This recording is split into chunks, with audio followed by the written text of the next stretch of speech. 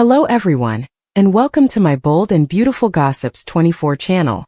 I hope everyone is having a wonderful day. Before we begin, please hit the subscribe button and give this video a thumbs up. The tension at Forrester Creations had never been higher, and everyone in Los Angeles seemed to feel it. Rich Forrester, whose name alone carried weight and influence in the fashion world, had always been both admired and feared for his creative genius. But lately, his choices were starting to raise eyebrows even among those who had long trusted him. Rumors had been swirling around the office for weeks. Whispers in hallways, hurried phone calls, and hurried glances exchanged during board meetings, all centered on a single explosive question. Had Rich finally crossed the line he could never come back from? Eric Forrester, the patriarch of the Forrester dynasty, had poured decades of his life, heart, and soul into the fashion house that bore his name, and now, just as he had prepared to unveil his final magnum opus collection, it seemed that everything was about to unravel in the worst possible way. Eric's last collection wasn't just another line of couture. It was a statement, a culmination of a lifetime of artistry, experience, and daring innovation, something he had meticulously designed to cement his legacy and to inspire the next generation of designers at Forrester Creations. But what should have been a triumphant moment turned into a nightmare when Ridge, in a move that stunned employees and fans alike, seemed to sabotage the entire collection. No one could quite understand why Ridge, who had once been Eric's right-hand man, the very designer who had carried the Forrester name to new heights, would act against his own father's vision. Yet the evidence was inescapable. Sketches shredded, prototypes ruined, fabrics ruined beyond repair, and models and seamstresses left in shock and disbelief. The office atmosphere had transformed overnight from excitement and anticipation to anger, confusion, and dread. Social media erupted almost immediately, as devoted fans of the show, who had followed the Forrester family saga for decades, took to Twitter, Instagram, and fan forums to express their outrage. How could Ridge betray Eric like this? One fan wrote, her words echoing thousands of others. Eric gave everything to Forrester Creations, and Ridge just destroyed his legacy. Another fan, visibly frustrated, posted a video compilation of Ridge's past decisions, pointing out a pattern of selfishness and reckless ambition, and tagged the network and producers, demanding that justice be served for Eric. The uproar wasn't limited to the public sphere. Inside Forrester Creations, emotions were reaching a boiling point. Steffi, who had always been caught in the crossfire between Ridge and Eric, found herself torn between loyalty to her father and the anger she felt at Ridge's apparent betrayal. She confronted Ridge in a dramatic showdown in the design studio, her voice trembling with a mixture of fury and heartbreak. "Ridge, how could you do this to him? To Eric?" she shouted, her eyes flashing as she gestured toward the ruined sketches. Ridge, as always, tried to maintain a veneer of calm control, brushing off the accusations with his usual charm and carefully chosen words, but even he seemed to falter under the weight of Steffi's accusations. "Steffi, it's not what it looks like," he said, his tone measured but undeniably tense. "Eric doesn't understand the pressures I'm under, the decisions I have to make to keep Forrester Creations relevant. This is bigger than any one collection." But Steffi wasn't buying it. She had seen firsthand the late nights, the whispered meetings, and the unexplained changes in the studio workflow. And now the destruction of Eric's final collection seemed like the culmination of everything she had feared. Meanwhile, outside the walls of Forrester Creations, other family members were being drawn into the chaos.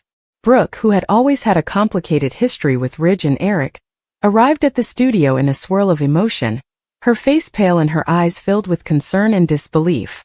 "Ridge, stop this madness," she pleaded, her hands clutching the ruined sketches. "You're destroying everything Dad has worked for, and for what? Your pride? Your obsession with control." Ridge, usually the master of composure, looked momentarily unsettled. The confrontation between Brooke and Ridge escalated, and soon the entire office seemed to vibrate with tension. Every designer, model, and assistant had gathered around, some secretly hoping for Ridge to justify his actions, others fearing that nothing could save Eric's work. In the background, Eric himself had been summoned to the studio, and when he arrived, his expression was a mixture of shock, hurt, and disbelief. For decades, he had nurtured and guided Ridge, even as his son had made choices that occasionally defied the family legacy, but this felt like a personal attack. Ridge, Eric said, his voice shaking but controlled. Do you realize what you've done? This collection wasn't just fabric and thread. It was my life's work, and now it's gone. Ridge attempted to explain himself, citing deadlines, industry pressures, and the need to make bold decisions to protect the brand, but Eric's response was unflinching. No decision justifies destroying what I've spent a lifetime creating. You've crossed a line, Ridge. One that may never be forgiven. The tension between father and son reached a crescendo as employees and family members alike watched in silent horror. Meanwhile, the social media storm outside the studio continued to intensify. Clips of Ridge standing amidst the ruined collection, speaking defensively, went viral, and fans demanded that the network step in to restore justice for Eric. Memes, opinion pieces, and commentary videos flooded the internet, each dissecting Ridge's actions, motives, and the potential fallout for Forrester Creations. Eric deserves better, one viral tweet declared, accompanied by images of the destroyed garments. Ridge has gone too far this time. Even fashion critics who rarely commented on soap opera dramas began weighing in, some expressing sympathy for Eric and admiration for his lifelong contributions to the fashion world, while others debated whether Ridge's actions might have been motivated by a desperate attempt to modernize or protect the company. Within the studio, the aftermath of Ridge's decisions continued to play out in emotional, dramatic ways. Hope, ever the peacemaker but deeply loyal to Eric, organized a meeting with the key design team, determined to salvage what could be salvaged from the destroyed collection. She moved through the studio with determination, her words carrying a mix of authority and compassion.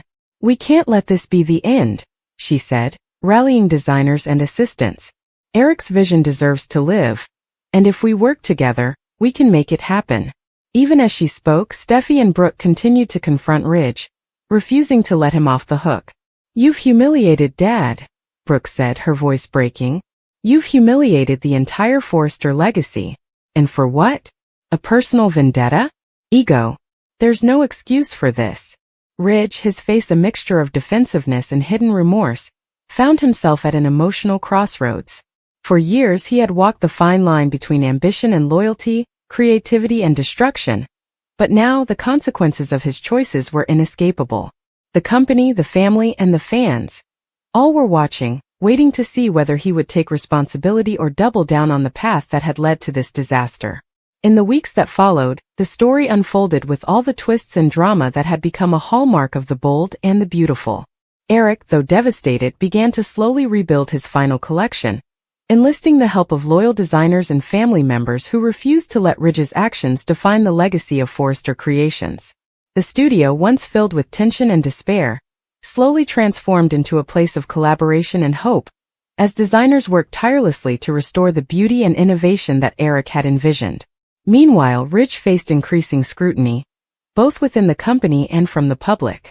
Calls for accountability grew louder, and even allies who had previously supported him began to question his judgment and motives.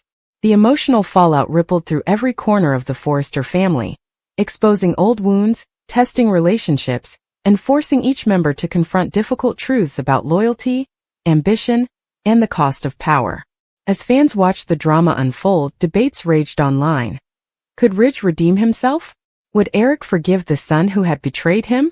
And most importantly, could Forrester Creations survive this internal crisis and continue to set the standard for fashion excellence in a city where style and legacy were everything? The emotional stakes were sky high, and every conversation, confrontation, and decision carried the weight of history.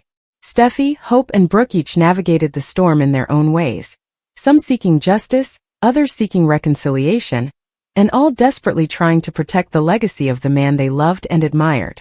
And at the center of it all, Eric, though wounded and frustrated, stood as a testament to resilience, creativity, and the enduring power of family.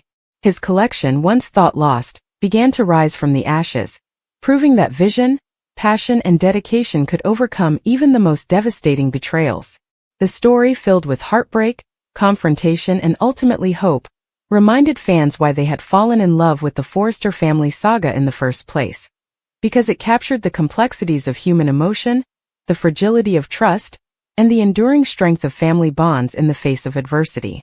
As the saga continued, viewers waited with bated breath, eager to see how Ridge would navigate the consequences of his choices, whether justice would be served for Eric, and how the Forrester family would rebuild not just their fashion empire, but the bonds that had always defined them.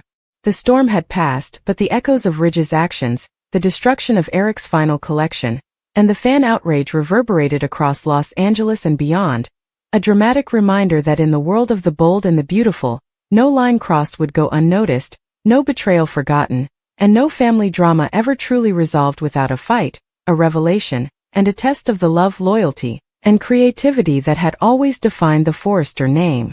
The aftermath of Ridge's actions cast a long shadow over Forrester Creations. Even as Eric tried to hold his composure, the devastation of seeing his final collection destroyed weighed heavily on him. Every fabric cut, every shredded sketch was a reminder not only of Ridge's betrayal, but also of the fragility of trust within his own family. Eric had built Forrester Creations from the ground up, a testament to hard work, talent, and an unwavering commitment to excellence, and now the very legacy he had spent decades cultivating seemed to be hanging by a thread.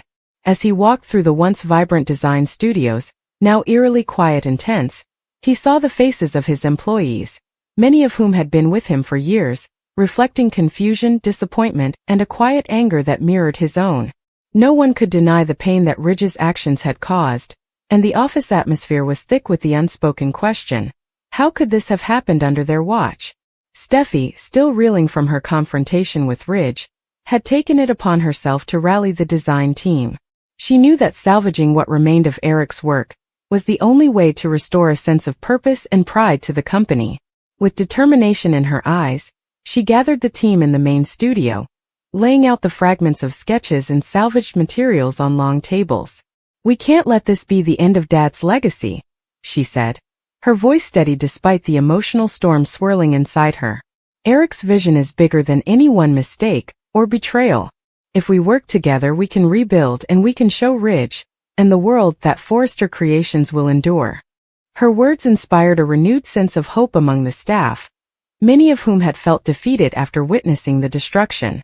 Designers who had once whispered doubts about their ability to meet Eric's standards now felt a surge of determination, united by the desire to honor the man who had mentored them, protected them, and in many ways been a father figure to them. Hope, who had always been the emotional anchor for the family, stepped in to offer her support, using her natural charisma and leadership to calm frayed nerves. She organized teams to carefully assess which designs could be salvaged, coordinating with seamstresses and production staff to recreate patterns and samples from memory and fragments of material. Hope's presence was a balm for the team, a reminder that despite Ridge's missteps, the spirit of Forrester Creations could not be easily broken. She also took time to speak privately with Eric, offering comfort while encouraging him to channel his grief into creative energy. "Dad," she said gently, placing a reassuring hand on his shoulder, "I know this feels like the end, but your vision is still alive. We'll rebuild it together. Your legacy isn't just in the clothes. It's in the people you've inspired, the designers you've trained, and the love you've poured into this company." Eric, though still wounded by the betrayal, drew strength from her words, realizing that his impact extended far beyond a single collection. Meanwhile, Ridge found himself increasingly isolated. His attempts to justify his actions were met with skepticism, anger, and outright disdain from both family and colleagues. Even those who had long admired him for his bold designs and confident leadership were beginning to question whether his ambition had finally crossed into recklessness. At home, Brooke confronted Ridge in a private, emotionally charged confrontation. Her eyes were filled with tears of frustration, anger, and heartbreak. "Ridge, this isn't just about fashion," she said, her voice trembling. "It's about respect, loyalty, and family. You've hurt Dad in a way that can't simply be fixed with apologies. You've damaged the trust that's held this family together for decades. Can't you see that?" Ridge, attempting to maintain his calm exterior, struggled with the emotional weight of her words. Deep down, he knew Brooke was right. His decisions, once guided by ambition and a desire to assert his own creative identity, had led him down a path that not only endangered the company, but also fractured the family in ways that might never fully heal. At the same time, the fallout in the public sphere was relentless. Fans of the bold and the beautiful took to social media in droves, expressing outrage and demanding justice for Eric. Hashtags like #JusticeForEric and #Ridge crossed the line trended within hours, as viewers dissected every move Ridge had made leading up to the destruction of the collection. Commentary videos, memes, and reaction threads proliferated online, each offering a different perspective on the drama while reinforcing the collective sentiment. Ridge had gone too far. The backlash wasn't limited to fans. Fashion critics and industry insiders weighed in as well, highlighting the audacity of Ridge's actions and speculating on the long-term impact on Forrester Creations' reputation. Some praised Eric's resilience and ability to inspire his team despite the devastation, while others questioned whether Ridge could recover his public image or even regain the trust of his family and colleagues. As the story unfolded, tensions within the Forrester family reached new heights. Eric, while focusing on rebuilding his collection, also struggled with the emotional burden of betrayal. He wrestled with complex feelings: love for his son, disappointment in his actions, and a deep concern for the future of the company he had nurtured for so long. Conversations with Steffi, Hope, and Brooke were both comforting and challenging, forcing Eric to confront the difficult reality that rebuilding the collection would not be enough. He would also need to rebuild trust and reassess the dynamics within the family. Steffi, determined to protect her father's legacy, began taking a more prominent role in leadership at Forrester Creations. She coordinated design teams, oversaw the reconstruction of the collection, and mediated between employees affected by Ridge's actions. Her assertiveness and clarity of vision earned her respect, but it also created tension with Ridge, who struggled to accept that his authority and influence had been called into question. Every interaction between father and son was fraught with unspoken grievances, unresolved anger, and the looming question of whether reconciliation was possible. Brooke, meanwhile, found herself navigating an increasingly complex emotional landscape. She continued to support Eric while confronting Ridge about the consequences of his actions. At times, she felt torn between her love for Ridge and her loyalty to Eric, grappling with the frustration of seeing the man she cared for jeopardize the family's stability. Her conversations with Ridge were both tender and painful, filled with emotional honesty, longing, and frustration. "I've loved you for years, Ridge," she said in one private moment, her voice thick with emotion. "But love isn't enough when actions destroy the people you care about most. You need to see what you've done and take responsibility." Ridge, confronted with the depth of her disappointment and the collective outrage from the family and public, began to question his own motives. For the first time in a long time, he felt a gnawing sense of guilt and uncertainty, realizing that his pursuit of creative dominance and control had blindsided him to the emotional and familial consequences of his choices. The reconstruction of Eric's final collection became a symbolic mission for the Forrester family and their team. Every designer poured heart, skill, and dedication into recreating the pieces that had been destroyed, using salvaged materials, memories of Eric's original designs, and sheer ingenuity. The atmosphere in the studio gradually shifted from despair to determination, with moments of laughter, frustration, and triumph reflecting the intensity of the creative process. Hope played a critical role in maintaining morale, often acting as a mediator and motivational force, reminding everyone that the collection wasn't just about clothes. It was about legacy, artistry, and family. Steffi, too, took the lead in ensuring that every detail was accurate, often working side by side with seamstresses to replicate intricate designs and maintain the integrity of Eric's vision. Each reconstructed piece became a testament to resilience, creativity, and the unyielding spirit of Forrester Creations. While the family worked tirelessly behind the scenes, Ridge faced mounting pressure from both internal and external sources. Employees questioned his judgment, fans criticized him relentlessly, and even the network producers began scrutinizing his role in the company. He attempted to defend his actions in public statements, framing them as necessary decisions to protect the company and assert his creative independence, but the backlash persisted. Critics argued that no ambition or vision could justify sabotaging Eric's work. As the applause for Eric's collection finally settled, the air remained thick with tension and unspoken questions. Ridge lingered at the edge of the studio, his hands clenched, torn between pride in the restored work and shame for the chaos he had caused. Brooke and Steffi exchanged glances, silently acknowledging that healing would take time, and that Ridge's path to redemption would be long and uncertain. Outside, fans continued to flood social media with praise for Eric and outrage toward Ridge, Their voices a reminder that in the world of Forrester creations, every decision reverberated far beyond the studio walls.